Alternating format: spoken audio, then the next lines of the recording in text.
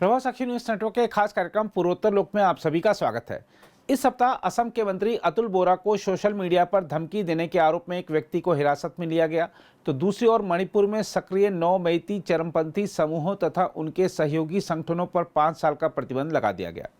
मिजोरम में समस्या तब बढ़ गई जब म्यांमार में हालात खराब होने के चलते बड़ी संख्या में लोग भागकर भारतीय इलाके में आ गए। वहीं मेघालय की सरकार ने कहा है कि वह प्रतिबंधित संगठन HNLC के साथ शांति वार्ता जारी रखने के लिए प्रतिबद्ध है। इसके अलावा अरुणाचल प्रदेश की वन्य जीव संरक्षण पहल एयरगन सरेंडर अभियान को यूनेस्को के सम्मेलन में अंतर्राष्ट्रीय मान्यता मिलना बड़ी खबर रही। इसके अलावा भी पूर्वोत्तर भारत से कई प्रमुख समाचार रहे। आइए डालते हैं सभी पर एक नज़र और सबसे पहले बात करते हैं असम की। असम से आए समाचारों की बात करें तो आपको बता दें कि तृणमूल कांग्रेस और आम आदमी पार्टी की असम इकाइयों ने मांग की है कि राजस्थान में विधानसभा चुनाव लड़ रहे एक बीजेपी प्रत्याशी के पक्ष में कथित रूप से प्रचार करने को लेकर असम के राज्यपाल गुलाबचंद कटारिया को उनके पद से बर्खास्त किया जाए। फिलहाल कटारिया या राज्यपाल कार्यालय की ओर से इस मुद्दे पर कोई प्रतिक्रिया सामने नहीं आई है।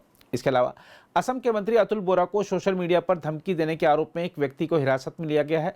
पुलिस महानिदेशक ज्ञानेंद्र प्रताप सिंह ने यह जानकारी दी। अतुल बोरा को सोशल मीडिया पर जान से मारने की धमकी मिलने के बाद असम पुलिस के आपराधिक जांच विभाग ने मंगलवार को एक मामला दर्ज किया था और जांच शुरू की थी।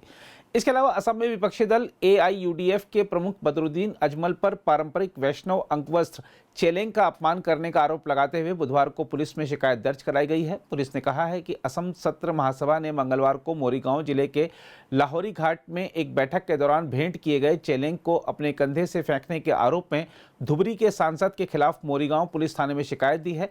यह मामला तब सामने आया जब कई टीवी चैनलों ने इस बैठक का कथित वीडियो प्रसारित किया।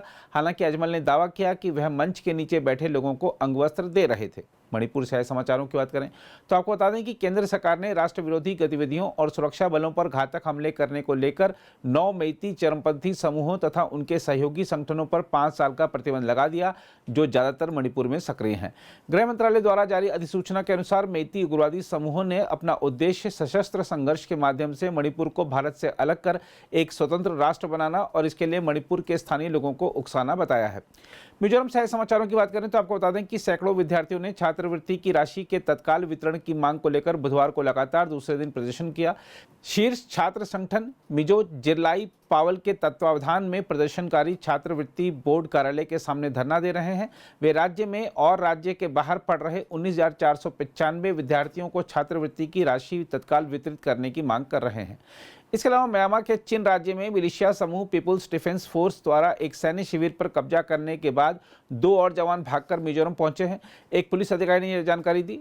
अधिकारी ने बताया कि म्यांमार के 2 सैनिक मिजोरम में दाखिल हुए और मंगलवार शाम को जोखावथर पुलिस थाने पहुंचे। अधिकारी ने नाम न छापने की शर्त पर बताया केंद्र के निर्देश के अनुसार जवानों को असम राइफल्स को सौंप दिया गया और उन सभी को भारतीय रक्षा अधिकारियों ने हवाई मार्ग से सुरक्षित स्थान पर पहुंचा दिया है। पुलिस अधिकारी ने बताया कि अब तक म्यांमार के कुल 45 जवान भागकर मिजोरम आ चुके हैं। त्रिपुरा से समाचारों की बात करें तो आपको बता दें कि राज्य के मुख्यमंत्री माणिक साहा ने कहा है कि अगले 5 वर्ष में राज्य में लगभग 3 लाख सहकारी समितियां स्थापित की जाएंगी। उन्होंने ऐसे संगठनों से राज्य में रोजगार के अवसर पैदा करने में विशेषकर महिलाओं के लिए अग्रणी भूमिका निभाने का आग्रह भी किया। उन्होंने कहा कि नई सहकारी समितियां बनाने के अलावा कमजोर सहकारी समितियों को वित्त पोषित करके मजबूत बनाया जाएगा। नागालैंड से आए समाचार की बात करें तो आपको बता दें कि उप मुख्यमंत्री TR जेरियांग ने राज्य के लोगों से जनजातिवाद को परास्त करने और नगाओं के रूप में खड़े होने का लक्ष्य रखने का आह्वान किया है। नागालैंड एक आदिवासी राज्य है जहां 17 मान्यता प्राप्त प्रमुख जनजातियां और कई उप जनजातियां हैं जो 16 जिलों में फैली हुई हैं। राज्य की राजधानी कोहिमा में जनजातीय गौरव दिवस के जश्न के तहत जनजातीय मामलों के विभाग द्वारा आयोजित जनजातीय मार्च को हरी झंडी दिखाने के समारोह में जेरियांग ने उम्मीद जताई कि जनजातीय मार्च जनजातियों के बीच अधिक एकता और भाईचारे की भावना लाएगा। मेघालय से समाचार की बात करें तो आपको बता दें कि राज्य के उप मुख्यमंत्री प्रेस्टोन तिनसोंग ने कहा है कि राज्य सरकार और केंद्र सरकार प्रतिबंधित संगठन HNLC के साथ शांति वार्ता जारी रखने के लिए प्रतिबद्ध हैं। मेघालय सरकार ने हाईनीव ट्रैप नेशनल लिबरेशन काउंसिल से उसके शीर्ष नेताओं के शांति वार्ता के अगले दौर में उपस्थित रहने के सरकार के अनुरोध पर अपने निर्णय के बारे में सूचित करने के लिए भी कहा है। अरुणाचल से समाचार की बात करें तो आपको बता दें कि राज्य वन विभाग की वन्य जीव संरक्षण पहल एयरगन सरेंडर अभियान को मलेशिया में बायोस्फीयर रिजर्व पर यूनेस्को के सम्मेलन में अंतर्राष्ट्रीय मान्यता मिल गई। अधिकारियों ने यह जानकारी दी है। इसके अलावा अरुणाचल प्रदेश के पूर्वी सियांग जिले में बुधवार को 22 वर्षीय व्यक्ति ने अपनी भतीजी के प्रेमी का सिर काट दिया और कटे हुए सिर के साथ थाने जाकर आत्मसमर्पण कर दिया। पुलिस ने यह जानकारी दी है। घटना असम के साथ लगती अंतर्राज्यीय सीमा के करीब रस्किन इलाके में हुई। प्रभारी अधिकारी सी जोसेफ ने कहा कि आरोपी की पहचान शिबू वैश्य के रूप में हुई है, जिसने एक खेत में 19 वर्षीय अजय दास का सिर काट दिया और कटे हुए सिर के साथ रस्किन थाने पहुंचा और आत्मसमर्पण कर दिया। अगर आप भी लेना चाहते हैं देश दुनिया की तमाम जानकारी तो आज ही सब्सक्राइब करें हमारे चैनल को। साथ ही नीचे दिए बेल आइकन को जरूर दबाएं ताकि हर अपडेट आप तक पहुंच सके।